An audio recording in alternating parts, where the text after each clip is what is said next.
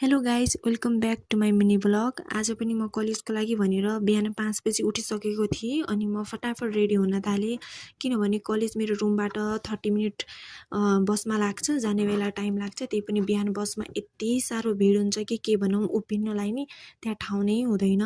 त्यही भएर म छिटो छिटो गएर बस चढेर आफ्नो कलेजतिर लागेँ। कलेज स्टार्ट चाहिँ मेरो 6:30 बाट कलेज स्टार्ट हुन्छ, त्यही भएर म आज हतार हुने कि ढिला हुन्छ भनेर एकदमै हतार गरेर कलेजतिर लागिरहेको थिएँ।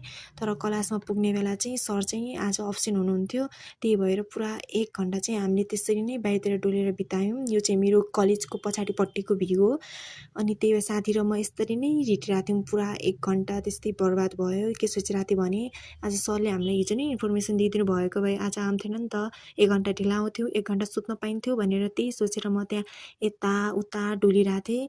त्यस्तै गरेर पुरा 1 घन्टा हामीहरूले बितायौँ। त्यसपछि चाहिँ यस्तै झ्यालमा बसेर म बाहिरतिरको भ्यू हेरिरहेको थिएँ। मसँग पढ्ने केटीहरू भने सबै चाहिँ गइसकेका थिए कि क्लासमा कोही थिएन।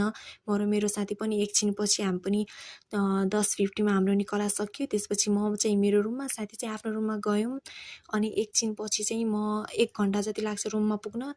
त्यसपछि म चाहिँ पनि आफ्नो रुममा आएँ। Thanks for watching. Like, comment and subscribe गरिदिन नबिर्सनु होला। Thank you so much. By.